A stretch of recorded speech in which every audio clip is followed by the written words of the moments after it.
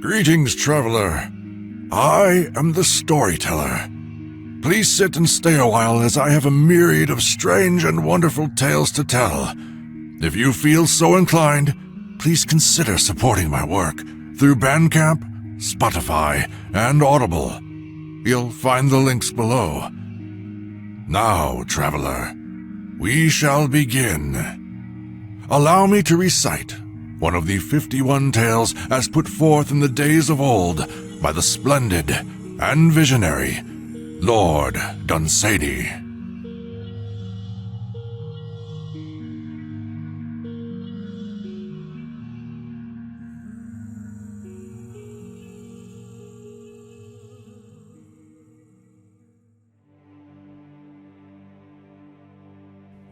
Charon.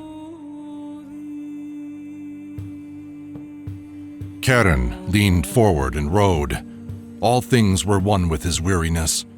It was not with him a matter of years or of centuries, but of wide floods of time, and an old heaviness and a pain in the arms that had become for him part of the scheme that the gods had made and was of a piece with eternity. If the gods had even sent him a contrary wind, it would have divided all time in his memory into two equal slabs. So gray were all things always where he was, that if any radiance lingered a moment among the dead, on the face of such a queen perhaps as Cleopatra, his eyes could not have perceived it. It was strange that the dead nowadays were coming in such numbers. They were coming in thousands where they used to come in 50s. It was neither Charon's duty nor his wont to ponder in his gray soul why these things might be. Charon leaned forward and rode. Then no one came for a while. It was not usual for the gods to send no one down from Earth for such a space, but the gods knew best. Then one man came alone, and the little shade sat shivering on a lonely bench, and the great boat pushed off. Only one passenger.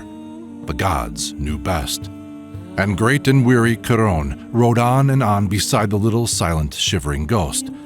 And the sound of the river was like a mighty sigh that grief in the beginning had sighed among her sisters, and that could not die like the echoes of human sorrow failing on earthly hills, but was as old as time and the pain in Charon's arms. Then the boat from the slow gray river loomed up to the coast of Dis, and the little silent shade still shivering stepped ashore, and Charon turned the boat to go wearily back to the world. Then the little shadow spoke, that had been a man. "I am the last," he said. No one had ever made Charon smile before. No one before had ever made him weep.